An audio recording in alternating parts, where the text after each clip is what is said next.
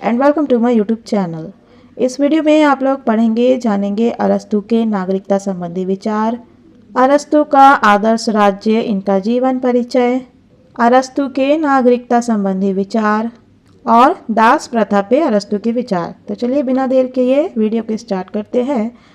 इससे पहले के जो वीडियोस अपलोड हुए हैं वेस्टर्न पॉलिटिकल थॉट के, आप चाहे तो जाकर कमेंट बॉक्स पर उसका प्लेलिस्ट का लिंक क्लिक करके आप वीडियोस देख सकते हैं। अरस्तु, एरिस्टोटल। अरस्तु का सर्व प्रमुख महत्व इस बात में निहित है कि उसने राजनीति को एक स्वतंत्र विज्ञान का स्वरूप प्रदान किया। यह कथन है डनिंग के। अरस्तु को विश्व राजनीतिक चिंतन के इतिहास में एक महत्वपूर्ण स्थान प्राप्त है।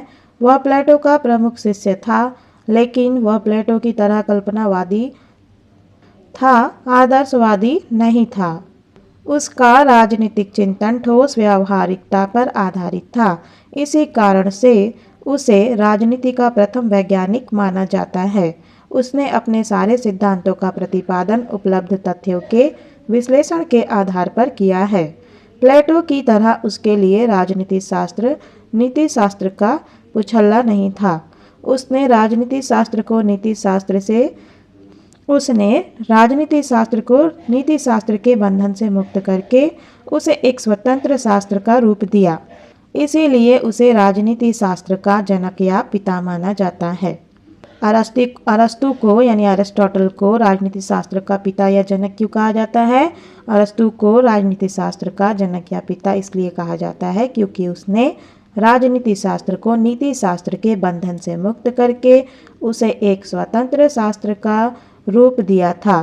फ्रॉम द फर्स्ट सेमेस्टर में आपको बता रही हूँ कि राजनीति शास्त्र के पिता किन्हें कहा जाता है? अरस्तु को, एरिस्टोटल को। जो लोग पढ़ रहे होंगे वो जान रहे होंगे, ठीक है। राजनीति शास्त्र के संबंध में चिंतन अरस्तु के पूर्व यद्यपि अन्य विद्वानों के द्वारा भी किया गया है, लेकिन जिस वैज्ञानिक और विधिवत ढंग से उसने उसके संबंध में चिंतन किया है वैसा चिंतन अन्य किसी विद्वान द्वारा नहीं किया गया है। अतः राजनीति शास्त्र का विधिवत या तार्किक ढंग से अध्ययन करने वाले सभी छात्र अपना अध्ययन उसी से प्रारंभ करते हैं। चलिए जानते हैं अरस्तु के जीवन के बारे में, उनका जीवन परिचय, लाइफ हिस्ट्री।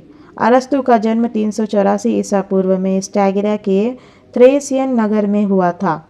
उसके पिता निकोमैकस मकदूनिया के राज दरबार में वैद्य थे। उसके दादा भी चिकित्सा शास्त्री थे। अतः पारिवारिक प्रथा के अनुसार उसे भी चिकित्सक बनने का प्रशिक्षण प्राप्त हुआ। चिकित्सा शास्त्र का अध्ययन करने के कारण ही अरस्तु में वैज्ञानिक दृष्टिकोण का विकास हुआ, जिसका बाद में उसने राजनीति शास्त्र के अध्ययन हेतु प्रयोग किया। चिकित्सक का व्यवसाय उसे अधिक आकर्षित नहीं कर सका, अतः अपने पिता की मृत्यु के बाद वह प्लेटो की अकादमी की ख्याति से प्रभावित होकर 17 वर्ष की आयु में एथेंस चला गया और उसमें प्रवेश करके प्लेटो का शिष्य बन गया। अरस्तु की पद्धति। अरस्तु ने अपने गुरु प्लेटो द्वारा अध्ययन हेतु प्रयुक्त निगमनात्मक डिडक्टिव पद्धति के स्थान पर आगमनात्मक यानी इंडक्टिव पद्धति का प्रयोग किया। प्लेटो की तरह उसने पहले आदर्श निर्धारित नहीं किया, बल्कि उपलब्ध परिस्थितियों और तत्वों का अध्ययन करके निष्कर्ष स्वरूप जो भी प्राप्त हुआ उसे ही उसने आदर्श घोषित किया। अतः उसकी अध्ययन पद्धति कल्पनात्मक या आदर्शात्मक नहीं, वरन विश्लेषणात्मक तथा विधानात्मक है। इस तरह यथार्थवादी दृष्टिकोण उसकी पद्धति का मूल तत्व है। उसका स्वरूप अनुभवजन्य है। अपने अध्ययन में इतिहास का भी उसने उपयोग किया है तथा इस हेतु तुलनात्मक पद्धति का भी उसने प्रयोग किया है। आदर्श संविधान की रचना करने के लिए उसने पहले अपने समय में उपलब्ध 158 संविधानों का तुलनात्मक अध्ययन किया, तत्पश्चात उसका आदर्श रूप निर्धारित किया। अरस्तु का इस संबंध में कथन है कि सतर्क परीक्षण, निरीक्षण, विश्लेषण और तुलना द्वारा वस्तुओं की आंतरिक वास्तविकता को जाना जा सकता है। अतः ये सभी तत्व मिलकर अरस्तु की अध्ययन पद्धति का निर्माण करते हैं, जिसे हम आगमनात्मक या वैज्ञानिक पद्धति के नाम से जानते हैं। इस कारण से अरस्तु का एक यथार्थवादी चिंतक के रूप में जाना जाता है और राजनीति शास्त्र का प्रधान वैज्ञानिक अध्येता माना जाता है। अरस्तु और राज्य, एरिस्टोटल एंड द स्टेट। अरस्तु अपने ग्रंथ पॉलिटिक्स के प्रथम अध्याय में अपनी राज्य संबंधी अवधारणा का प्रतिपादन करता है। अपने गुरु प्लेटो के समान ही अरस्तु भी अपने समय के सोफिस्ट विचारकों के मत के विरुद्ध राज्य को एक प्राकृतिक संस्था या संगठन मानता है तथा उसका उद्गम मनुष्य की सामाजिक पद्धति को घोषित करता है। अरस्तु के अनुसार मनुष्य एक सामाजिक प्राणी है, अर्थात वह समाज के बिना उसी तरह नहीं जी सकता जैसे मछली बिना पानी के नहीं जी सकती है। राज्य मनुष्य की सामाजिक प्रवृत्ति का एक अनिवार्य परिणाम है। उसके अनुसार मनुष्य सच्चे या सही अर्थ में मनुष्य तभी है जबकि वह सामाजिक या समाज का सदस्य हो। जो मनुष्य अपने मनुष्य होने के लिए समाज की आवश्यकता अनुभव नहीं करता, वह या तो देवता है या पशु, अर्थात समाज मनुष्य के लिए एक अनिवार्यता है। उसके बिना उसका मनुष्य होना संभव नहीं है। समाज अपने संचालन के लिए राज्य का गठन करता है। बिना राज्य के समाज का अस्तित्व संभव नहीं है। इस तरह मनुष्य जीवन के लिए समाज और समाज के संगठन के संचालन हेतु राज्य एक अनिवार्य कड़ी में जुड़े हुए हैं तथा अपने अस्तित्व के लिए एक दूसरे पर अनिवार्य रूप से निर्भर है। राज्य का जन्म। अरस्तु के अनुसार राज्य का जन्म मनुष्य जीवन की विभिन्न आवश्यकताओं की पूर्ति हेतु होता है। इसका मूल परिवार में निहित है। मानव जाति की निरंतरता को बनाए रखने हेतु सर्वप्रथम पुरुष और स्त्री मिलकर परिवार का निर्माण करते हैं। तत्पश्चात परिवार की विभिन्न भौतिक आवश्यकताओं की पूर्ति हेतु उनके उत्पादन के माध्यम से उसमें दासों का प्रवेश होता है। इस तरह परिवार एक तरफ स्त्री पुरुष संबंधों का तथा दूसरी तरफ स्वामी दास संबंधों का परिणाम होता है। जब एक साथ कई परिवार संयुक्त होते हैं तो ग्राम अस्तित्व में आता है। ग्राम मनुष्य जीवन की भौतिक आवश्यकताओं के साथ साथ उसकी कुछ नैतिक आवश्यकताओं की भी पूर्ति करते हैं। ग्राम पंचायत का संगठन कर न्याय प्रदान करने तथा उत्सव पर्व आदि का आयोजन कर धार्मिक नैतिक आवश्यकताओं को पूर्ण करने की भूमिका का निर्वाह करते हैं। जब एक साथ कई ग्राम संयुक्त होते हैं तो राज्य अस्तित्व ग्रहण करता है, जो मनुष्य की भौतिक नैतिक तथा सुरक्षात्मक आवश्यकताओं की पूर्ति करता है। इस प्रकार अरस्तु राज्य के उद्गम की व्याख्या करते हुए कहता है कि राज्य का जन्म मनुष्य की भौतिक आवश्यकताओं की पूर्ति हेतु होता है और वह इसलिए बराबर अस्तित्व में रहता है कि उसका जीवन नैतिक और आत्मिक दृष्टि से श्रेष्ठ तथा उच्चतर हो सके। जो मनुष्य अपने जीवन के लिए स्वाभाविक रूप से राज्य की आवश्यकता अनुभव नहीं करता, वह मनुष्य की श्रेणी से ऊंचा है या नीचा, अर्थात देवता है या पशु। राज्य विकास के इस क्रम को दर्शाकर अरस्तु यह स्पष्ट करता है कि राज्य प्राकृतिक है और मनुष्य स्वभाव से ही एक सामाजिक राजनीतिक प्राणी है। उपयुक्त आधार पर राज्य की परिभाषा करते हुए अरस्तु प्रतिपादित करता है कि राज्य परिवारों और ग्रामों का एक संघर्ष है जिसका उद्देश्य पूर्ण एवं आत्मनिर्भर जीवन है।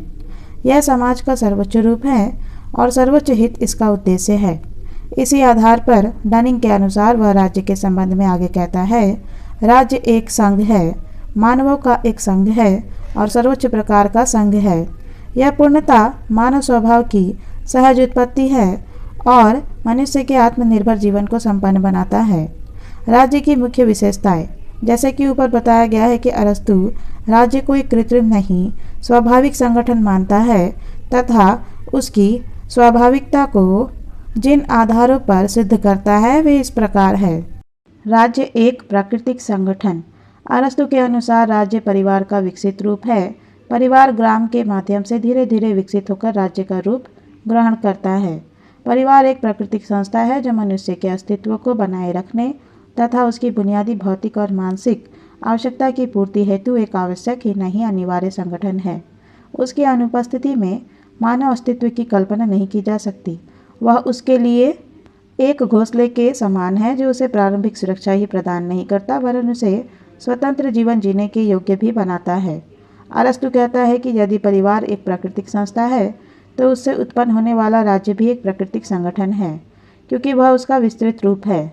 इस तर्क के उपरांत एक दूसरे दृष्टिकोण से राज्य को प्राकृतिक सिद्ध करते हुए अरस्तु कहता है कि राज्य इसलिए भी एक प्राकृतिक संस्था है क्योंकि उसका उद्देश्य मनुष्य की विभिन्न भौतिक और मानसिक या भावनात्मक आवश्यकताओं की पूर्ति कर उसे एक स्वावलंबी और सुखी जीवन जीने के योग्य बनाना है और इस दृष्टि से उसका सर्वांगीण विकास करना है।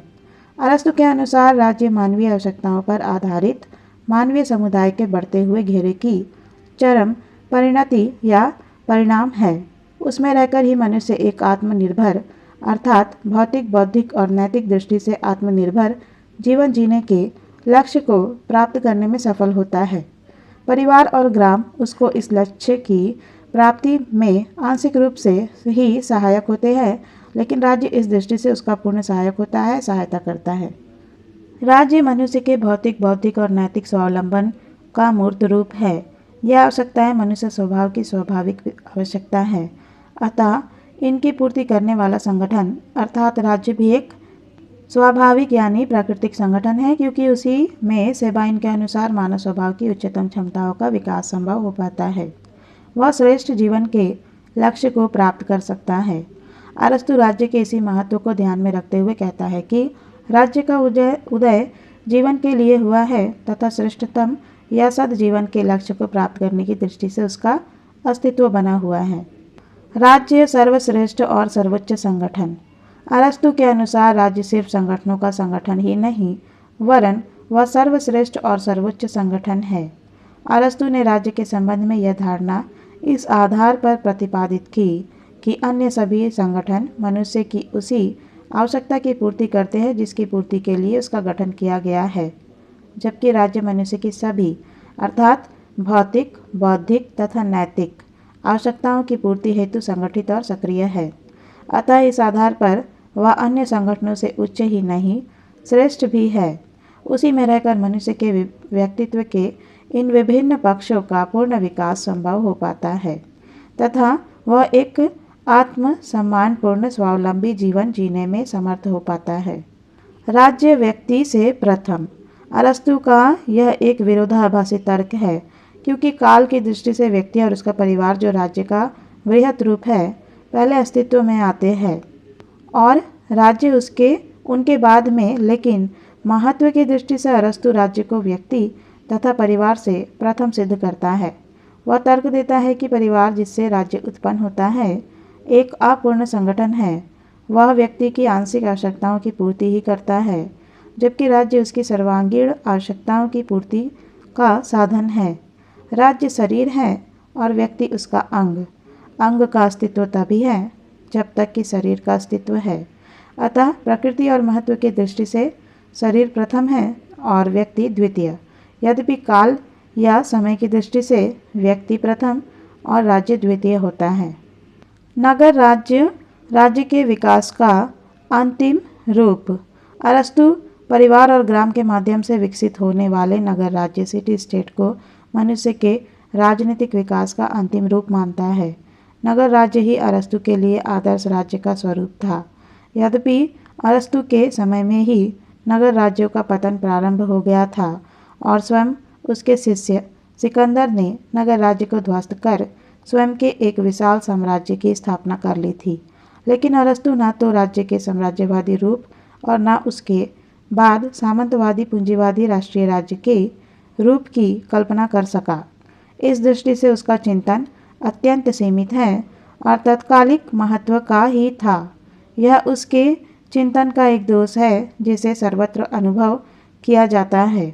अरस्तु के आदर्श नगर राज्य का इतिहास के अतिरिक्त आज कहीं नामो निशान भी नजर नहीं आता, लेकिन अरस्तु के राज्य के विकास का क्रम नगर राज्य तक आकर ही समाप्त हो जाता है। उसका संपूर्ण चिंतन उसी के इर्द गिर्द घूमता रहता है। आत्मनिर्भर राज्य। अरस्तु राज्य को एक आत्मनिर्भर इकाई मानता है। आत्मनिर्भरता की व्याख्या करते हुए वह कहता है, यह एक ऐसा गुण है जिसके द्वारा जीवन स्वतः वांछनीय हो जाता है तथा वह किसी भी दृष्टि से अभावग्रस्त नहीं रहता है। अरस्तु के अनुसार परिवार एवं ग्राम मनुष्य जीवन की आंशिक आवश्यकताओं की पूर्ति ही करते हैं, जबकि राज्य उसकी सभी प्रकार की जैसे कि भौतिक, बौद्धिक और नैतिक आवश्यकताओं की पूर्ति करता है। अतः परिवार और ग्राम में मनुष्य की ये आवश्यकताएं आंशिक रूप से ही पूर्ण होती है, जबकि राज्य उन्हें सर्वांगीण रूप से पूर्ण करता है। फलतः परिवार और ग्राम में नहीं, सिर्फ राज्य में ही मनुष्य एक स्वावलंबी जीवन जीने में सफल होता है। राज्य स्वयं की और मनुष्य की आत्मनिर्भरता का प्रतीक है। आत्मनिर्भर जीवन ही श्रेष्ठ जीवन है तथा एक स्वावलंबी राज्य में ही यह संभव है। इसी ओर संकेत करते हुए अरस्तु कहता है कि राज्य की उत्पत्ति जीवन की आवश्यकताओं से हुई है, किंतु उसकी सत्ता श्रेष्ठ जीवन की प्राप्ति के लिए बनी हुई है। अतः राज्य में रहकर ही एक व्यक्ति अपनी भौतिक ही नहीं, नैतिक उन्नति के साधन प्राप्त कर अपने सर्वांगीण विकास के लक्ष्य को हासिल कर सकता है। विविधता में एकता का प्रतीक। अरस्तु के गुरु प्लेटो ने राज्य में एकता को स्थापित करने के लिए उसमें व्याप्त विविधताओं के उन्मूलन पर जोर दिया। उसने इस दृष्टि से जैविक या शारीरिक एकता के सिद्धांत का प्रतिपादन किया। उसके अनुसार शरीर का कष्ट, अंग का कष्ट सारे शरीर को अनुभव करना चाहिए। उसके अनुसार ऐसी एकता ही सच्ची एकता है। अरस्तु प्लेटो के इस मत से सहमत नहीं है। उसने इसके स्थान पर राज्य एकता के लक्ष्य को प्राप्त करने हेतु विविधता में एकता के सिद्धांत का प्रतिपादन किया। उसका कथन है कि राज्य का चरित्र एकत्ववादी नहीं वरन बहुलवादी, बहुत्ववादी है तथा वह विभिन्न प्रकार के तत्वों के सम्मिश्रण से निर्मित होता है। अतः उन विभिन्नताओं का अंत करके यदि राज्य में एकता स्थापित करने का प्रयत्न किया गया तो उसका परिणाम अंततः राज्य के अस्तित्व को ही नष्ट करने के समान होगा। जैसे मधुर संगीत की रचना विभिन्न राग रागनियों के सुंदर सम्मिश्रण से ही संभव है, वैसे ही राज्य की एकता भी विभिन्न विविधताओं को जीवित रहने तथा फूलने फलने का अवसर प्रदान करने से ही संभव है। वही स्थिति राज्य की सच्ची एकता की प्रतीक होगी। अरस्तु के अनुसार बहुत्व अर्थात विविधता पर ही राज्य की एकता आधारित होनी चाहिए। राज्य की विशेषताओं के उपयुक्त अध्ययन से यह स्पष्ट होता है कि राज्य एक प्राकृतिक और स्वावलंबी संगठन है जो मनुष्य की भौतिक, बौद्धिक और आत्मिक आवश्यकताओं की पूर्ति कर उसे एक आत्मनिर्भर जीवन जीने का अवसर प्रदान करता है। वह एक पूर्णता का प्रतीक है जिसके माध्यम से उसके अंग अर्थात मनुष्य एक पूर्ण जीवन जीने में समर्थ होते हैं। वह एक ऐसे पूर्णत्व का प्रतीक है जो अपने निर्माणक अंगों की विविधता को अपनी एकता की प्राप्ति हेतु नष्ट नहीं करता है वरन उन्हें विकास के पूर्ण अवसर प्रदान कर उसके माध्यम से अपनी एकता के लक्ष्य को प्राप्त करता है। राज्य का उद्देश्य एवं कार्य। अरस्तु के अनुसार राज्य का उद्देश्य मनुष्य जीवन की सिर्फ सुरक्षा ही नहीं, उसमें सद्गुणों का विकास कर उसे श्रेष्ठ बनाना भी है। उसका राज्य व्यक्तिवादियों की तरह निषेधात्मक चरित्र का नहीं वरन सकारात्मक चरित्र का है तथा उसके कार्य क्षेत्र में वे सभी कार्य आते हैं जिनसे मनुष्य का जीवन सद्गुणी और श्रेष्ठ बन सके। वह कहता है राज्य की सत्ता उत्तम जीवन के लिए है, ना कि केवल जीवन व्यतीत करने के लिए। अतः वह चाहता है कि राज्य मानव जीवन को सुंदर और शुभ बनाने के लिए जितने भी कार्य आवश्यक है वे सभी कार्य करे और उसे भौतिक ही नहीं बौद्धिक और नैतिक दृष्टि से भी ऊंचा उठाए। उसके व्यक्तित्व का हर प्रकार का उत्थान तथा उसकी प्राप्ति हेतु किए जाने वाले सभी कार्य राज्य के कार्य क्षेत्र में आते हैं। अपने ग्रंथ पॉलिटिक्स की तीसरी पुस्तक के 9वें अध्याय में अरस्तु विभिन्न तरीकों से यह सिद्ध करने की चेष्टा करता है कि राज्य को अपने नागरिकों की भलाई के लिए प्रयत्नशील होना चाहिए और उन्हें सद्गुणी और सच्चरित्र बनाना चाहिए। बुरे कार्य चाहे उनसे दूसरों के अधिकारों का अपहरण होता हो या नहीं निंदनीय है। अतः राज्य को उनका विरोध करना चाहिए। यदि राज्य ऐसा नहीं करता है तो वह अपने कर्तव्यों का पालन नहीं करता है। इसी तर्क को आगे बढ़ाते हुए राज्य को एक सकारात्मक अच्छाई पॉजिटिव गुड सिद्ध करते हुए अरस्तु पुनः कहता है कि राज्य का संबंध अपने नागरिकों के उन्हीं कार्यों से नहीं है जो दूसरों के लिए हानिप्रद है, वरन उसका वास्तविक और सच्चा संबंध अपने नागरिकों को चरित्रवान और सद्गुणी बनाने से है ताकि वे बुरे कार्य करने की ओर प्रवृत्त ना हो। राज्य को अपराधी को दंड देने के भय से अपराध करने से विरत करने के स्थान पर उसका इतना चारित्रिक और नैतिक विकास कर देना चाहिए कि वह अपराध और पाप करने से स्वयं को रोक सके। राज्य का यही सच्चा उद्देश्य है जिसे प्राप्त करने के लिए सतत प्रयासरत रहना चाहिए, क्योंकि ऐसे राज्य को ही हम सच्चा राज्य कह सकते हैं। अरस्तु राज्य के उद्देश्य का वर्णन करने के पश्चात उसके कार्यों का उल्लेख करता है तथा उपयुक्त उद्देश्य के अनुकूल ही वह राज्य के कार्य भी निर्धारित करता है। वह कहता है कि मनुष्य स्वभाव में अच्छाई और बुराई दोनों विद्यमान हैं। राज्य यदि उसके बुरे स्वभाव पर अंकुश स्थापित न करे तो मनुष्य उसके वशीभूत होकर दानव बन सकता है और राज्य में अन्याय और अत्याचार का कारक सिद्ध हो सकता है।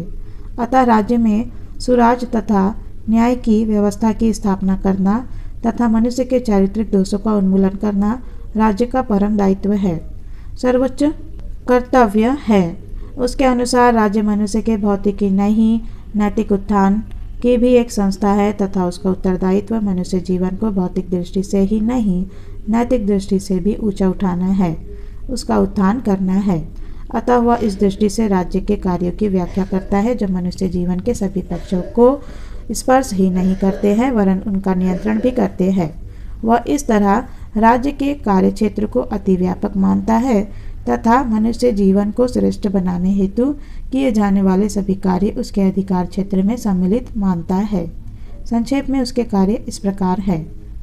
अपने नागरिकों के लिए पूर्ण आत्मनिर्भर जीवन की व्यवस्था करना, नागरिकों में सद्प्रवृत्ति का विकास करना ताकि वे स्वतः अपराध और पाप कर्म से स्वयं को विरत कर सके, उनकी भौतिक आवश्यकताओं की पूर्ति करना, नागरिकों को बौद्धिक और नैतिक विकास हेतु आवश्यक साधन एवं स्थितियां प्रदान करना ताकि वे उनके माध्यम से श्रेष्ठ जीवन के लक्ष्य को प्राप्त कर सके और सर्वोच्च अच्छाई हाईएस्ट गुड से साक्षात्कार कर स्वयं को उसका प्रतिबिंब बना सके।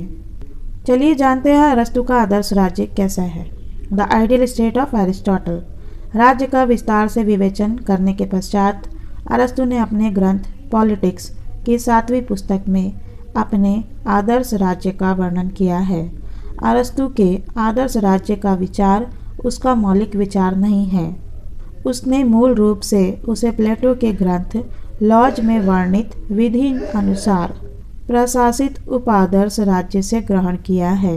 प्लेटो को वृद्धावस्था में जब यह अनुभव हुआ कि रिपब्लिक में वर्णित दार्शनिक राजा द्वारा प्रशासित आदर्श राज्य का निर्माण धरती पर संभव नहीं है तो विवश होकर उसने अपने द्वितीय सर्वश्रेष्ठ राज्य या उपादर्श राज्य के रूप में अपने ग्रंथ लॉज में विधि अनुसार प्रशासित राज्य का प्रतिपादन किया। लेकिन उसका आदर्श रिपब्लिक वाला दार्शनिक राजा द्वारा प्रशासित राज्य ही बना रहा, लेकिन उसकी अव्यावहारिकता ने उसे विधि अनुसार प्रशासित राज्य के विचार को द्वितीय सर्वश्रेष्ठ राज्य के रूप में प्रतिपादित करने के लिए बाध्य किया। उसका उपादर्श राज्य का विचार उसकी इसी व्यवस्था का परिणाम था, लेकिन वह उसे पूर्ण रूप से विकसित नहीं कर सका। उसका यह अधूरा कार्य उसके प्रमुख शिष्य अरस्तु द्वारा पूर्ण किया गया।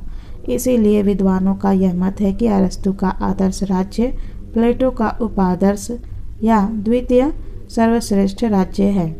अतः सिंक्लेयर कहता है अरस्तु वहाँ से प्रारंभ करता है जहाँ से प्लेटो छोड़ देता है। आदर्श राज्य का उद्देश्य। अरस्तु के अनुसार आदर्श राज्य का उद्देश्य उत्तम जीवन की उपलब्धि है तथा ऐसे जीवन की प्राप्ति के लिए आवश्यक भौतिक और आत्मिक साधनों की व्यवस्था करना है। अतः ऐसा उत्तम जीवन जो व्यक्ति का भौतिक बौद्धिक और नैतिक दृष्टि से सर्वांगीण विकास करता हो, प्राप्त करना राज्य का उद्देश्य होना चाहिए। ऐसे उद्देश्य की पूर्ति करने वाला राज्य ही आदर्श राज्य की संज्ञा से विभूषित किया जा सकता है। आदर्श राज्य की विशेषताएं। अरस्तु के आदर्श राज्य की विशेषताएं इस प्रकार है। नैतिक स्वरूप। अरस्तु द्वारा प्रतिपादित आदर्श राज्य का स्वरूप भौतिक होने के साथ साथ नैतिक भी है, अर्थात अरस्तु के अनुसार राज्य द्वारा व्यक्ति के भौतिक उत्थान का लक्ष्य उसका नैतिक दृष्टि से उत्थान करना है, उसे सद्गुणी चरित्र का बनाना है, अर्थात उसका उद्देश्य सर्वोच्च हित से व्यक्ति का साक्षात्कार करना है। स्वयं को ही नहीं, नैतिक दृष्टि से व्यक्ति को भी आदर्श बनाना है। इसीलिए अरस्तु कहता है राज्य की उत्पत्ति जीवन की मूल आवश्यकताओं की पूर्ति हेतु हुई है, लेकिन उसका अस्तित्व अच्छे या उत्तम जीवन के लक्ष्य की प्राप्ति हेतु बना हुआ है। अच्छा या उत्तम जीवन नैतिक जीवन के अतिरिक्त दूसरा नहीं हो सकता। अतः अरस्तु के राज्य का नैतिक स्वरूप उसकी एक प्रमुख विशेषता है। मध्यम मार्ग के सिद्धांत का प्रतिपादक अरस्तु प्लेटो की तरह एक अति आदर्शचारी नहीं वरन व्यवहारिक आदर्शवादी है। उसने अपने हर सिद्धांत का प्रतिपादन इसी तथ्य को ध्यान में रखकर किया है। व्यावहारिक होने के नाते इसीलिए उसने मध्यम मार्ग के सिद्धांत theory of golden mean theory of golden mean का प्रतिपादन किया है।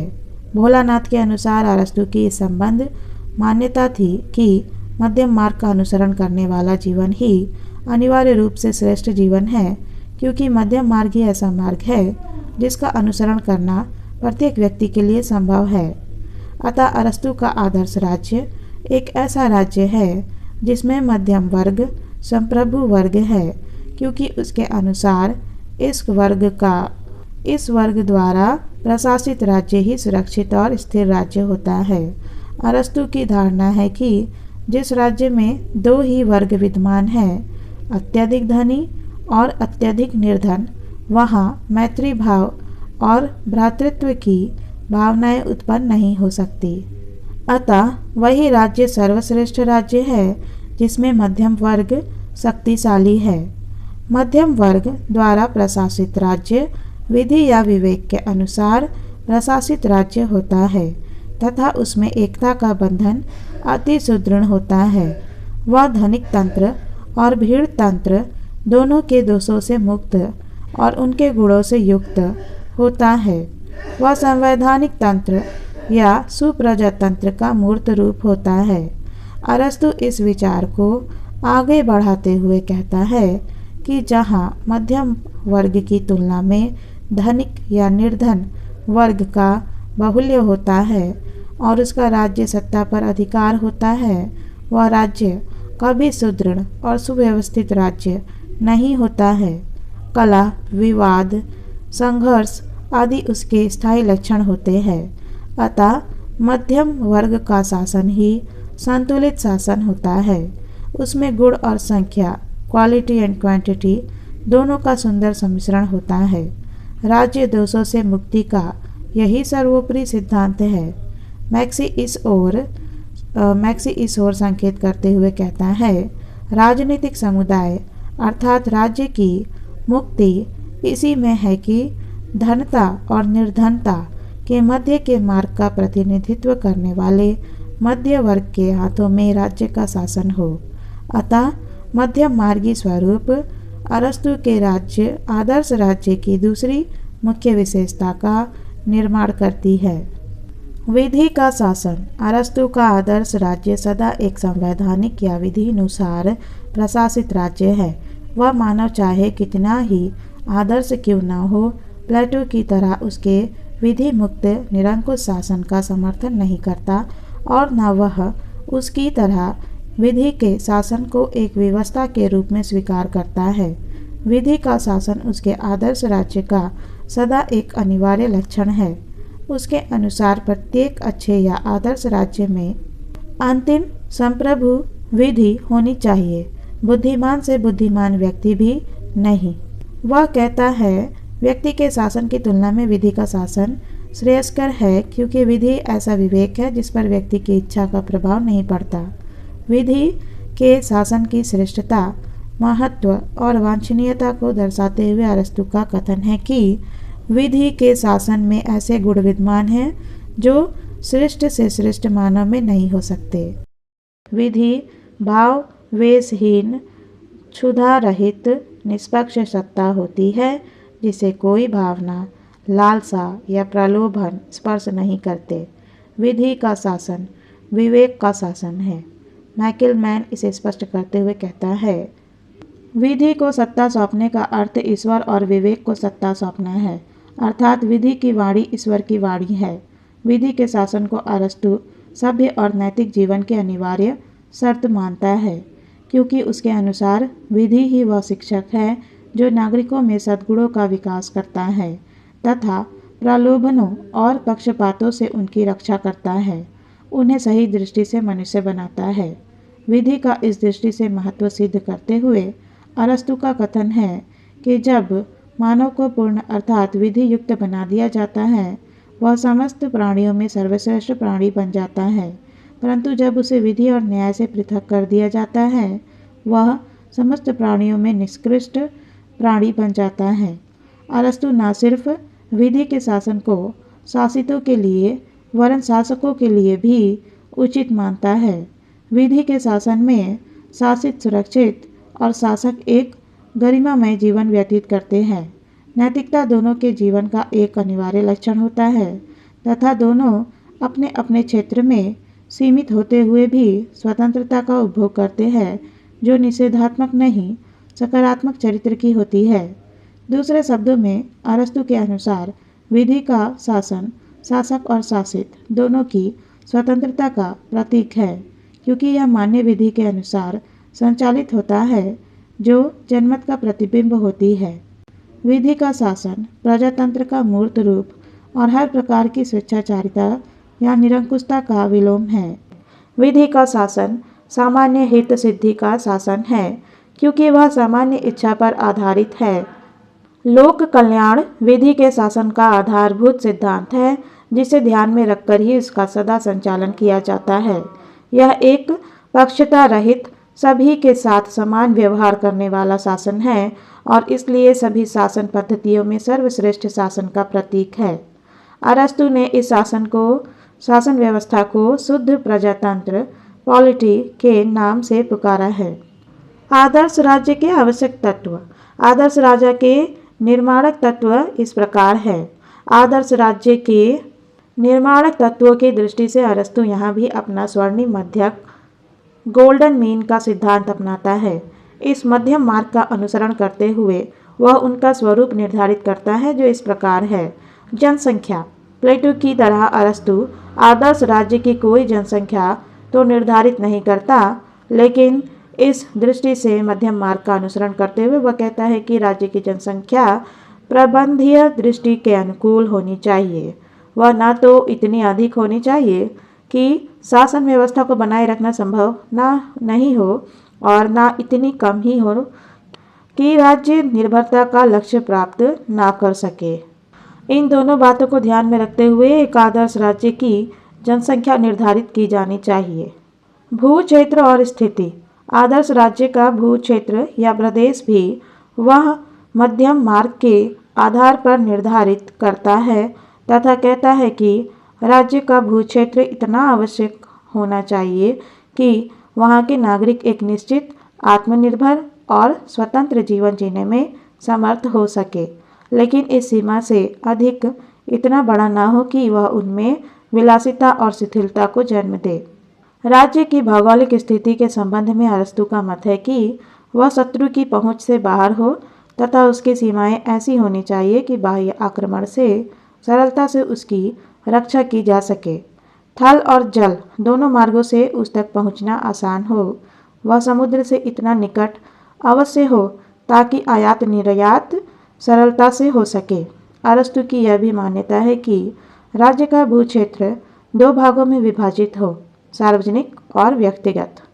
सार्वजनिक क्षेत्र में पूजा गृह तथा राज्य का मुख्यालय आदि स्थित हो तथा शेष व्यक्तिगत क्षेत्र हो जो रिहायशी तथा वैयक्तिक आधार पर कृषि कार्य हेतु प्रयुक्त हो।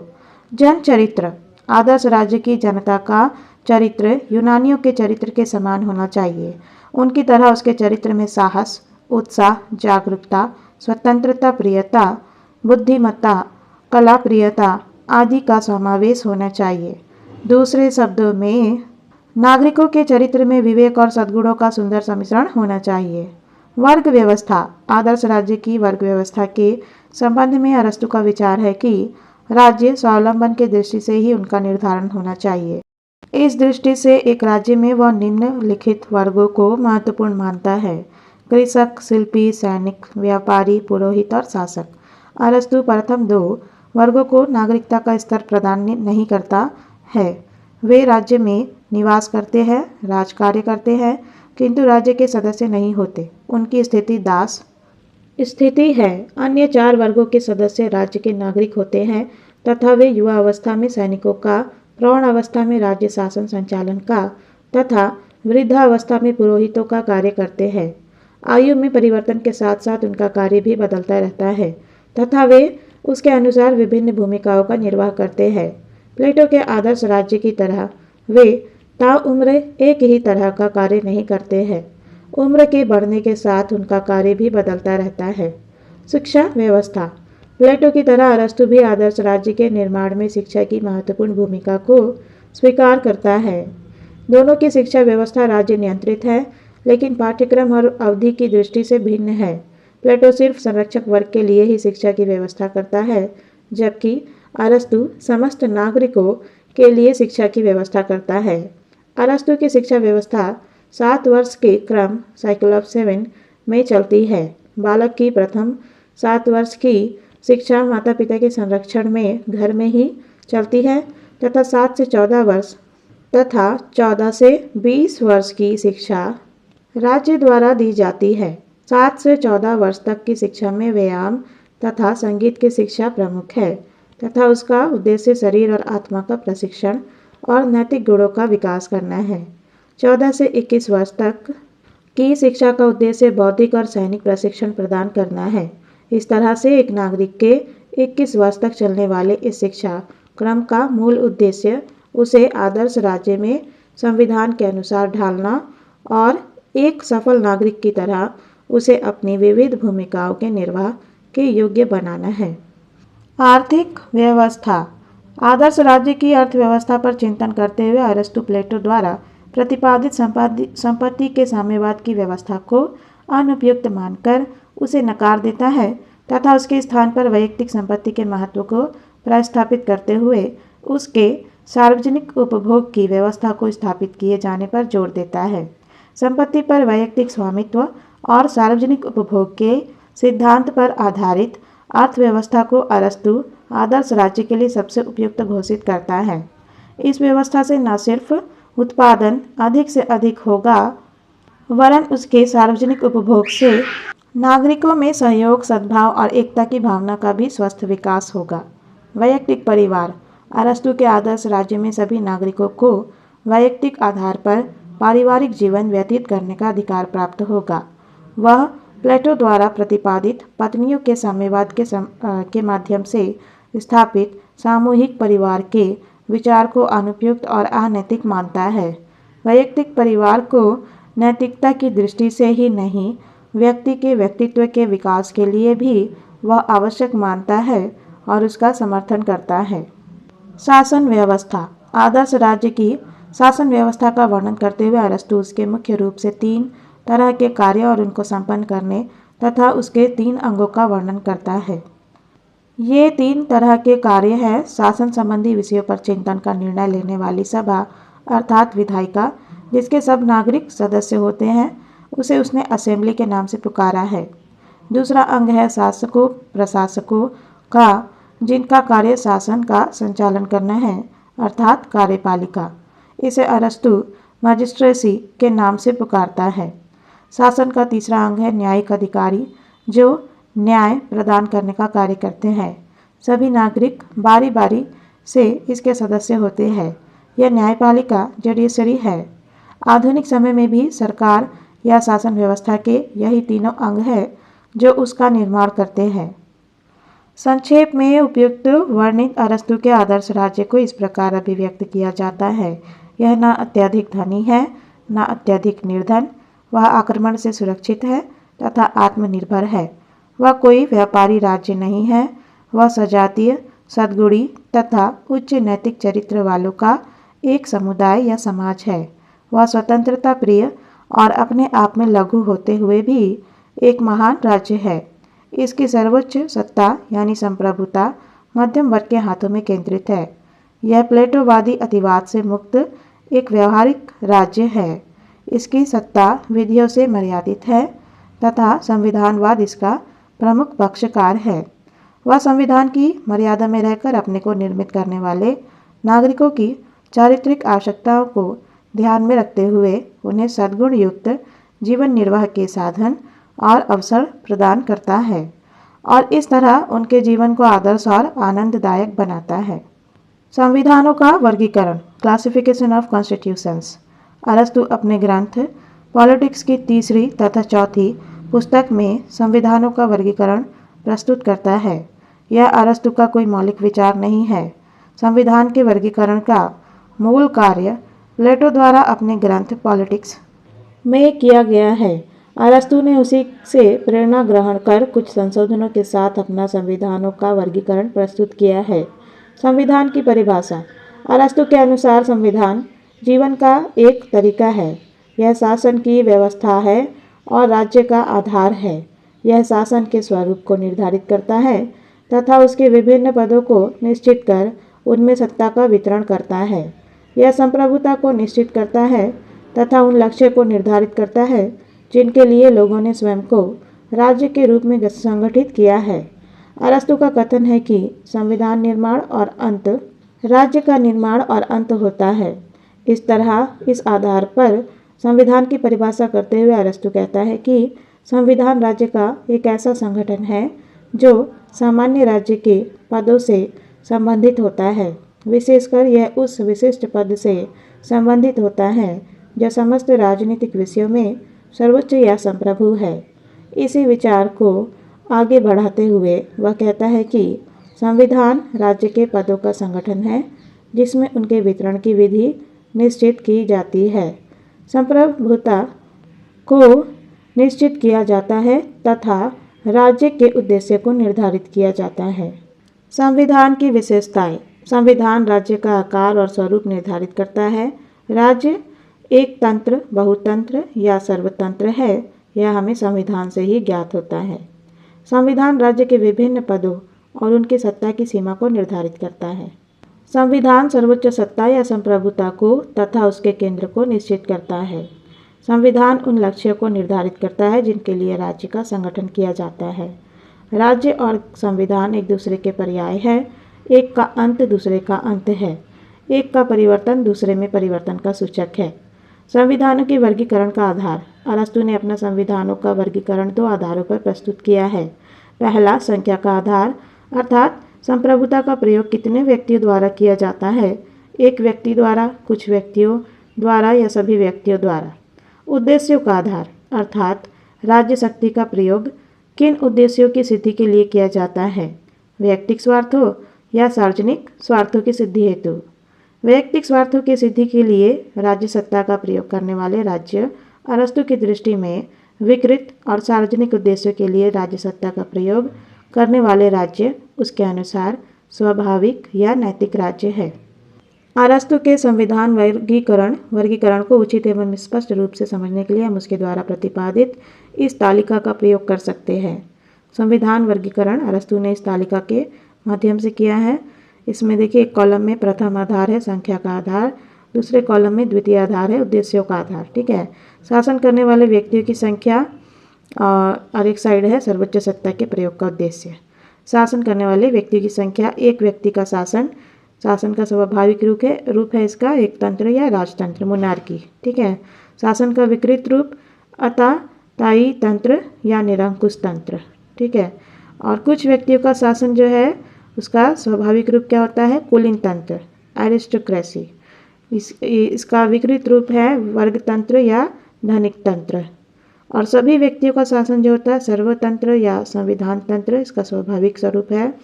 और इसकी विकृत रूप है भीड़ तंत्र या भ्रष्ट जनतंत्र, डेमोक्रेसी। संविधान परिवर्तन या चक्रीय सिद्धांत, cycle theory of constitutional change. अरस्तु की मान्यता है कि ऋतुओं के परिवर्तन चक्र की भांति संविधानों में परिवर्तन का भी एक निश्चित क्रम या चक्र होता है जिसके अनुसार उनमें परिवर्तन होता रहता है तथा एक संविधान दूसरे संविधान का स्थान लेता रहता है। इस दृष्टि से अरस्तु के अनुसार प्रथम राजतंत्र आता है जिसमें सर्वोच्च शासक अर्थात राजा सामान्य हित को ध्यान में रखकर शासन का संचालन करता है, लेकिन जब वह भ्रष्ट होकर सामान्य हित के स्थान पर स्वहित या स्वार्थ को ध्यान में रखकर उसकी पूर्ति हेतु राज्य सत्ता का प्रयोग करने लगता है तो वह अताताई या निरंकुशता में परिणत हो जाता है। क्रांति द्वारा जब इस निरंकुश तंत्र को पलट दिया जाता है तो कुछ योग्य एवं गुणी व्यक्तियों का शासन अर्थात कुलीन तंत्र की स्थापना होती है, जो राज्य सत्ता का प्रयोग सामान्य हित की पूर्ति हेतु करता है। लेकिन जब यह कुलीन व्यक्ति राज्य सत्ता का प्रयोग स्वहित की पूर्ति हेतु करने लग जाते हैं तो भ्रष्ट होकर यह कुलीन तंत्र वर्ग तंत्र या धनिक तंत्र में बदल जाता है। सार्वजनिक विद्रोह द्वारा जब उन्हें अपदस्थ कर दिया जाता है तो शुद्ध सर्वतंत्र या संविधान तंत्र का उदय होता है तथा जब यह भ्रष्ट हो जाता है तो भीड़ तंत्र या भ्रष्ट प्रजातंत्र के रूप में परिवर्तित हो जाता है। इस भीड़ तंत्री भ्रष्ट शासन को समाप्त करने और सुशासन स्थापित करने के लिए एक सद्गुणी व्यक्ति का उदय होता है जो इस भ्रष्ट जनतांत्रिक शासन को समाप्त करके पुनः एक ऐसे राजतंत्र की स्थापना करता है जिसका उद्देश्य सामान्य हित की सिद्धि करना होता है।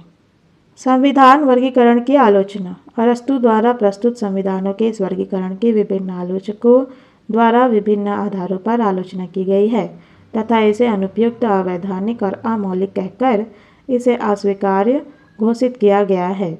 उनकी आलोचनाओं के मुख्य आधार इस प्रकार है। अमौलिक। अरस्तु द्वारा प्रस्तुत संविधानों का वर्गीकरण उसका कोई मौलिक योगदान नहीं है। इसने इसे कुछ परिवर्तनों संशोधनों के साथ अपने गुरु प्लेटो से उधार लिया है या उसकी नकल करने का प्रयास किया है। अनिश्चित आकार। अरस्तु के संविधान वर्गीकरण का कोई निश्चित आधार नहीं है। वह कभी संख्या तो कभी उद्देश्य तो कभी हित को उसका आधार घोषित करता है, अतः पाठक भ्रम में उलझकर रह जाता है। इस दृष्टि से उसके सम्मुख कोई स्पष्ट स्थिति उभर कर नहीं आती है। वर्गीकरण संविधान, शासन और राज्य में कोई अंतर नहीं करता। अरस्तु संविधान, शासन और राज्य तीनों को एक दूसरे का पर्यायवाची मानता है, अतः उसका वर्गीकरण संविधान का भी वर्गीकरण है, शासन का भी वर्गीकरण है और राज्य का भी, जबकि आधुनिक समय में इन तीनों का अलग अलग अर्थ है तथा अलग अलग संदर्भों में इनका प्रयोग होता है। आज संविधान सिर्फ राज्य के वैधानिक स्वरूप को ही प्रकट करता है जिसके अनुसार उसके शासन का स्वरूप निर्धारित होता है। अब संविधान के नष्ट होने पर राज्य नष्ट या उसका अंत नहीं होता। राज्य एक स्थायी संस्था या संगठन है। संविधान बदलने पर सिर्फ उसके शासन का स्वरूप बदलता है, राज्य पूर्ववत बराबर बना रहता है। वर्गीकरण युग अनुकूल नहीं है। अरस्तु के समय में जो राज्य संविधानों का स्वरूप था, आज उसने काफ़ी परिवर्तन हो गया है। आज के राज्य संविधान का न तो संख्या के आधार पर और न नैतिक अनैतिक आधार पर वर्गीकरण किया जा सकता है। आज के राज्य संविधान राजतंत्रात्मक, कुलीन तंत्रात्मक या शुद्ध प्रजातंत्रात्मक नहीं वरन मिश्रित प्रकृति के हैं। ब्रिटेन, भारत या संयुक्त राज्य अमेरिका के संविधानों का इस वर्गीकरण के आधार पर नामकरण नहीं किया जा सकता। ऐसे मिश्रित संविधानों का अरस्तु के वर्गीकरण में कोई उल्लेख नहीं है, अतः यह ऐतिहासिक महत्व का ही है, इसका कोई सामयिक महत्व नहीं है। प्रजातंत्र के संबंध में धारणा उपयुक्त नहीं। अरस्तु ने प्रजातंत्र को संविधान का एक भ्रष्ट रूप माना है। उसने उसे डेमोक्रेसी के नाम से पुकारा है, लेकिन आज प्रजातंत्र को उसके सारे अन्य गुणों के होते हुए भी शासन का एक अच्छा रूप माना जाता है, क्योंकि यह बहुमत का शासन है जो गुणात्मक कम और संख्यात्मक अधिक हो सकता है। लेकिन विश्व के पास आज इससे अच्छी कोई अन्य शासन व्यवस्था या संविधान नहीं है, क्योंकि इसी के माध्यम से शासन के संख्यात्मक रूप से प्रयास करने पर गुणात्मक रूप में परिवर्तन संभव है। अरस्तु इसे नहीं देख सका और डेमोक्रेसी को संविधान का एक भ्रष्ट रूप मान लेने की भूल कर बैठा। संप्रभुता का पता लगाना कठिन। अरस्तु के वर्गीकरण के अध्ययन से संप्रभुता का वास कहाँ है इसका पता लगाना सरल है, लेकिन आधुनिक युग में यह संभव नहीं है। वर्तमान संविधानों में संप्रभुता का विभाजन इस तरह से किया जाता है कि शासन का कोई अंग उसका प्रयोग करते हुए दुरुपयोग नहीं कर सके। नियंत्रण और संतुलन का सिद्धांत, theory of checks and balances के आधार पर विश्व के लगभग सभी सिद्धांत आधारित है, अतः अब यह संभव नहीं है कि कोई यह आसानी से पता लगा सके कि संप्रभुता का निवास अंततः शासन के किस अंग में निहित है। यह वर्गीकरण शासनों का है, संविधानों का नहीं। अरस्तु द्वारा प्रस्तुत संविधानों का वर्गीकरण शासनों या सरकारों का वर्गीकरण है। वास्तविक दृष्टि से नामकरण के होते हुए भी संविधानों का वर्गीकरण नहीं है। इसमें न लिखित, अलिखित, कठोर और नमनीय, संसदात्मक और अध्यक्षात्मक, एकात्मक और संघात्मक संविधानों का कोई उल्लेख नहीं है और न उनको इसमें किसी तरह से अब दर्शाया जा सकता है। अतः यह सिर्फ सरकारों का वर्गीकरण है, संविधानों का वर्गीकरण नहीं है। मूल्यांकन, इवैल्यूएशन। उपयुक्त आलोचनाओं के आधार पर अरस्तु द्वारा प्रतिपादित संविधानों का वर्गीकरण व आधुनिक युग के यथार्थ के अनुकूल नहीं है और इसलिए सीधे सीधे अस्वीकार्य माना जा सकता है, लेकिन फिर भी दो दृष्टियों से इसका राजनीति शास्त्र के अध्येताओं के लिए महत्व है। पहला ऐतिहासिक और दूसरा उपयोगिता की दृष्टि से। ऐतिहासिक दृष्टि से अरस्तु द्वारा प्रस्तुत संविधानों के वर्गीकरण ने उसके बाद में आने वाले चिंतकों जैसे पोलिबियस, मैकियावेली, बोधा, मॉन्टेस्क्यू तथा मैरियट आदि द्वारा किए गए संविधान वर्गीकरण का मार्ग प्रशस्त किया। यही नहीं, उपयोगिता की दृष्टि से यह महत्वपूर्ण माना गया है क्योंकि यह वर्गीकरण यह सिद्ध करता है कि संप्रभुता का उपयोग करने वाले शासकों की संख्या पर ही संविधानों का वर्गीकरण नहीं किया जाना चाहिए, वरन उसका आधार वह उद्देश्य भी होना चाहिए जिसके अनुसार वे संप्रभुता का प्रयोग करते हैं। अतः युग अनुकूल नहीं होते हुए भी यह वर्गीकरण राजनीतिक चिंतकों के लिए आज भी एक स्थायी महत्व रखता है। अरस्तु के नागरिकता संबंधी विचार। Aristotle views on citizenship. अरस्तु अपने ग्रंथ पॉलिटिक्स की तीसरी पुस्तक में अपने नागरिकता संबंधी विचारों की व्याख्या करता है। नागरिक कौन है, यह बताने के लिए पहले वह यह बताता है कि नागरिक कौन नहीं है। इस दृष्टि से वह जिन चार बातों का उल्लेख करता है वह इस प्रकार है। पहली, सिर्फ राज्य में निवास करने की दृष्टि से किसी को नागरिक नहीं माना जा सकता क्योंकि एक राज्य में विदेशी तथा दास भी निवास करते हैं। दूसरी, अभियोग चलाने का अधिकार भी किसी व्यक्ति को नागरिक नहीं बनाता क्योंकि यह अधिकार विदेशियों को भी संधि के माध्यम से प्राप्त हो सकता है। तीसरी, जन्म या नागरिक की संतान को भी नागरिक नहीं माना जा सकता क्योंकि यह बात पुराने राज्यों के लिए तो उपयुक्त हो सकती है लेकिन नए बसाए जाने वाले राज्यों के लिए उपयुक्त नहीं हो सकती। चौथी, जिसकी नागरिकता छीन ली गई है या जिसे देश से निकाला दिया जा चुका है उसे भी नागरिक नहीं माना जा सकता है। नागरिकता की परिभाषा। अतः अरस्तु इन निषेधात्मक सीमाओं को ध्यान में रखते हुए नागरिकता की परिभाषा करता है और कहता है कि जो व्यक्ति स्थायी रूप से नागरिक के प्रशासन में तथा राजकीय पदों को ग्रहण करने की योग्यता या क्षमता रखता है वही नागरिक है। अरस्तु नागरिकता की यह परिभाषा तत्कालीन समय में एथेंस में प्रचलित प्रत्यक्ष जनतंत्र के आधार पर करता है। अतः उसका नागरिक वर्तमान समय के नागरिक की तरह अपने शासकों को निर्वाचित करने वाला नागरिक नहीं है, वरन शासन संचालन कार्य में सक्रिय रूप से भाग लेने वाला, बारी बारी से शासक और शासित बनने वाला, न्याय और विधि निर्माण में प्रभावपूर्ण ढंग से योगदान करने वाला नागरिक है। अपनी नागरिकता संबंधी इस संकुचित परिभाषा के कारण अरस्तु एक राज्य में निवास करने वाले अधिकांश लोगों को, जिनमें स्त्रियां, दास, विदेशी, कृषक, श्रमिक आदि सम्मिलित हैं, नागरिकता के आधार से वंचित रखता है क्योंकि एक विशेष गुण है जिसे अर्जित करने के लिए विशेष योग्यता की आवश्यकता होती है। विधि निर्माण और न्यायिक कार्यों में सफलतापूर्वक भाग लेने के लिए एक उच्च नैतिक और बौद्धिक स्तर की आवश्यकता होती है जिसे शारीरिक श्रम करने वाले व्यक्तियों द्वारा प्राप्त किया जाना संभव नहीं होता है। उसे प्राप्त करने के लिए अवकाश, लीजर की आवश्यकता होती है जो उन्हें प्राप्त नहीं होता है। उन्हें निरंतर उत्पादन कार्य में व्यस्त रहना पड़ता है, अतः उन्हें अवकाश उपलब्ध नहीं होने के कारण वे संयम, उदारता, विशाल हृदयता और साहचर्य जैसे नागरिकता के लिए आवश्यक गुणों का अपने चरित्र में विकास करने या उन्हें प्राप्त करने में असमर्थ रहते हैं। अवकाश वर्तमान समय की तरह स्थायी अकर्मण्यता की स्थिति नहीं है, वरन अरस्तु के अनुसार व्यक्ति की उस मुक्त स्थिति से है जिससे वह अपनी भौतिक आवश्यकताओं की पूर्ति हेतु आवश्यक शारीरिक श्रम करने से मुक्त होता है तथा अवकाश के रूप में जो उसे मुक्त समय उपलब्ध होता है वह उसका प्रयोग नागरिकता हेतु आवश्यक गुणों को अर्जित करने और उनका राजकीय कार्यों में सक्रिय रूप से भाग लेने में प्रयुक्त करता है। अरस्तु शारीरिक श्रम को नागरिकता को प्राप्त करने की दृष्टि से एक स्थायी व्यवधान मानता है। उसका मत है कि शारीरिक श्रम मनुष्य को नैतिक, बौद्धिक और आत्मिक दृष्टि से गुण संपन्न होने हेतु अयोग्य और कुंठित बना देता है। अतः इस दृष्टि से उसका विकास कठिन ही नहीं असंभव हो जाता है। इस आधार पर वह संपूर्ण श्रमिक वर्ग को नागरिकता के अधिकार से वंचित कर देता है। अवकाश अर्थात भौतिक आवश्यकताओं की पूर्ति की चिंता से मुक्ति नागरिकता के अधिकार की प्राप्ति हेतु वह एक आवश्यक शर्त मानता है तथा जिन्हें यह अवकाश प्राप्त है उन्हें वह नागरिकता का अधिकार प्राप्त करने का अधिकारी मानता है। अतः वह इस आधार पर निम्नलिखित व्यक्तियों और उनके वर्ग को नागरिकता के अधिकार से वंचित रखता है या उन्हें नागरिकता या अधिकार पाने के योग्य नहीं मानता है।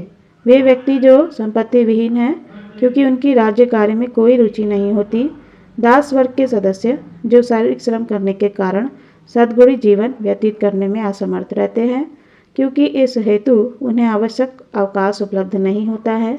श्रमिक या शिल्पी वर्ग के सदस्य भी इसी कोटि में आते हैं। अप्राकृतिक रूप से आर्थिक सूदखोरी के माध्यम से संपत्ति अर्जित करने वाले, गृह कार्य करने वाली स्त्रियां, अवयस्क बच्चे और वृद्ध व्यक्तियों को भी वह नागरिक बनने के योग्य नहीं मानता। अरस्तु द्वारा नागरिकता की उपयुक्त व्याख्या की विभिन्न दृष्टिकोणों से कटु आलोचना की गई है और उसे आधुनिक समय के लिए अनुपयुक्त मानकर अस्वीकार्य घोषित किया गया है। अत्यधिक संकुचित और संकीर्ण धारणा। अरस्तु की नागरिकता की धारणा अत्यधिक संकुचित और संकीर्ण है। वह राज्य की जनसंख्या के बहुसंख्यक भाग को नागरिकता के अधिकार से वंचित कर देता है। जैसा कि हम जानते हैं कि नागरिकता का अधिकार एक व्यक्ति के व्यक्तित्व के विकास के लिए एक अनिवार्य शर्त और स्थिति है, लेकिन अरस्तु के राज्य में यह सिर्फ मुट्ठी भर उन लोगों को ही प्राप्त है जो शारीरिक श्रम से मुक्त अवकाश का जीवन व्यतीत करने में समर्थ है। श्रमिक वर्ग के संपूर्ण सदस्यों को अर्थात दास, कृषक, श्रमिक, व्यापारी, स्त्रियों आदि सभी को वह अवकाश के अभाव में नागरिकता के अधिकार से वंचित कर देता है, जिसे किसी भी दृष्टि से उचित नहीं माना जा सकता है। अर्थात वह उन्हें अपने व्यक्तित्व के विकास के अधिकार से वंचित कर देता है, जिसे न्याय के किसी भी सिद्धांत के अनुसार न्यायोचित नहीं ठहराया जा सकता है। असंतोष और संघर्ष को जन्म देने वाला। अरस्तु का नागरिकता का सिद्धांत अन्यायपूर्ण ही नहीं, राज्य में असंतोष और संघर्ष को जन्म देने वाला भी है। अवकाश के नाम पर वह अधिकांश लोगों को मात्र उत्पादन के सजीव उपकरण ही बना नहीं देता, वरन उनके स्वामियों को उनका नग्न शोषण करने का अधिकार भी प्रदान कर देता है। फलतः अरस्तु का राज्य दो ऐसे वर्गों में विभाजित राज्य हो जाता है जिनके स्वार्थ एक दूसरे के विरोधी ही नहीं वरन आपस में टकराने वाले और उससे उत्पन्न असंतोष और संघर्ष को जन्म देकर राज्य को अस्थिर बनाने वाले हैं। इस तरह अरस्तु का राज्य स्थायी संघर्ष पीड़ित और अशांत राज्य में परिवर्तित हो जाता है और वह उसके उस आदर्श राज्य के विचार को धूल धूसरित कर देता है, जिसे ध्यान में रखकर अरस्तु नागरिकता की परिभाषा करता है। आधुनिक समय में अनुपयोगी। अरस्तु ने अपनी नागरिकता की परिभाषा प्रत्यक्ष जनतंत्र को ध्यान में रखकर की है। वर्तमान समय में प्रत्यक्ष जनतंत्रों का विश्व से लगभग लोप हो चुका है। अरस्तु के समय में प्रचलित नगर राज्य सिटी स्टेट व्यवस्था भी अब इतिहास की एक वस्तु बन गई है। अब ना प्रत्यक्ष जनतंत्र है ना नगर राज्य। आज का युग अप्रत्यक्ष या प्रतिनिध्यात्मक जनतंत्रों का तथा लंबे चौड़े भौगोलिक आकार के राष्ट्रीय राज्यों का है। नागरिकता का आधार भी अब बदल चुका है। आधुनिक युग वयस्क मताधिकार का है, जो नागरिक होने का एक प्रमुख लक्षण है। इन विभिन्न दृष्टियों से अरस्तु द्वारा जो नागरिकता की व्याख्या और नागरिक के जिन गुणों का वर्णन किया गया है वे अपनी समय अनुकूलता खो चुके हैं, अतः आधुनिक युग के अनुकूल नहीं है तथा इस आधार पर उनका व्यवहारिक प्रयोग ना संभव है और ना उचित है। बड़ी जनसंख्या वाले राज्यों के लिए उपयुक्त नहीं। अरस्तु की नागरिकता की जो व्याख्या की गई है और उसके आधार पर नागरिक के लिए जो योग्यता निर्धारित की गई है वह है राज्य कार्य में सक्रिय हिस्सेदारी, न्यायिक और प्रशासनिक प्रक्रिया में प्रभावी भागीदारी, बारी बारी से शासक और शासित बनने की क्षमता और योग्यता। बड़ी जनसंख्या वाले राज्यों में अब एक नागरिक के लिए यह स्थिति प्राप्त करना और उसके अनुकूल अपनी भूमिका निर्वाह करना संभव नहीं है। आज के अधिकांश नागरिक सिर्फ मतदाता ही है। इससे आगे शासन संचालन में उनका कोई विशेष योगदान नहीं है। अब वे ना तो बारी बारी से शासक और शासित की भूमिका का निर्वाह करते हैं और ना वैसी क्षमता रखते हैं। इस हेतु अवसर भी प्राप्य नहीं है। लोक कल्याणकारी राज्य के सिद्धांत के अनुकूल नहीं। अरस्तु नागरिकता का अधिकार सिर्फ साधन संपन्न व्यक्तियों को प्रदान करता है जिनके पास पर्याप्त अवकाश है तथा जो उसके आधार पर शासन संचालन में सक्रिय भूमिका का निर्वाह करने में सक्षम है। फलतः सारी शासन सत्ता का प्रयोग उनके निहित स्वार्थों की पूर्ति के लिए ही होता है। आम लोग उसके लाभों से वंचित रहते हैं तथा अपने व्यक्तित्व का विकास अपने ढंग से करने में असमर्थ रहते हैं। इस प्रकार अरस्तु का राज्य जनतांत्रिक राज्य नहीं होकर एक कुलीनतंत्रीय राज्य हो जाता है। शासन सत्ता का उपयोग कुछ लोगों के द्वारा कुछ लोगों के हितों को पूर्ण करने के लिए होता है। अरस्तु का यह सिद्धांत इस तरह आधुनिक युग के लोक कल्याणकारी राज्य के सिद्धांत के विरुद्ध है जो सर्व कल्याण को ध्यान में रखकर अपना शासन संचालन करता है तथा अधिकतम लोगों का अधिकतम हित सिद्धि जिसका एकमात्र उद्देश्य है। नागरिकता की अरस्तु की इस व्याख्या के कारण राज्य प्रजातंत्र से एक गुट या कुलीन तंत्र में परिवर्तित हो जाता है जिसका एकमात्र उद्देश्य अपनी सत्ता द्वारा उस गुट या कुलीन वर्ग के हितों को सिद्ध करना हो जाता है। आंगिक सिद्धांत के विरुद्ध है। अरस्तु का नागरिकता संबंधी सिद्धांत राज्य के आंगिक सिद्धांत का एक विरोधी सिद्धांत है। शरीर का स्वस्थ और संतुलित विकास तभी संभव है जबकि उसके सभी अंगों का स्वस्थ और संतुलित विकास हो। अरस्तु के राज्य में यह संभव नहीं है। उसके राज्य रूपी शरीर के कुछ ही अंग विकसित हो पाते हैं। अधिकांश अंग अविकसित स्थिति में ही रहने के लिए अभिशप्त है। यह राज्य की एक अच्छी या आदर्श स्थिति नहीं कही जा सकती है। मूल्यांकन। उपयुक्त आलोचनाओं के कारण अरस्तु के नागरिकता संबंधी विचारों को स्वीकार नहीं किया जा सकता, लेकिन फिर भी उनमें एक बहुत बड़ा सच छिपा हुआ है। नागरिक का काम मतदान के समय जागकर फिर से सो जाना नहीं है। नागरिक वही है जो अपने अधिकारों और कर्तव्यों के प्रति निरंतर सजग है तथा वह हर संभव तरीके से निरंतर उस जनमत के निर्माण में सक्रिय भूमिका का निर्वाह करता है जिसके अनुसार आधुनिक राज्य का संचालन किया जाता है या किया जाना चाहिए। सजगता सच्ची नागरिकता की निशानी है। यह अरस्तु द्वारा दी गई नागरिकता की परिभाषा सिद्ध करती है जो काफ़ी सत्य है। इस वीडियो का यही अंत कर देते हैं। ये फर्स्ट सीरीज़ होगा, इसका सेकंड जो आएगा पार्ट उसमें आप लोग पढ़ेंगे दास प्रथा पर अरस्तु के विचार और अरस्तु के परिवार और संपत्ति संबंधी विचार तथा अरस्तु के क्रांति सिद्धांत। तो वीडियो अच्छी लगी, जानकारी अच्छी लगी तो इसे लाइक करिएगा, चैनल को सब्सक्राइब कर लीजिएगा और इसे अपने स्टडी ग्रुप एंड क्लासमेट से शेयर करना नहीं भूलिएगा। Thank you viewers for watching this video.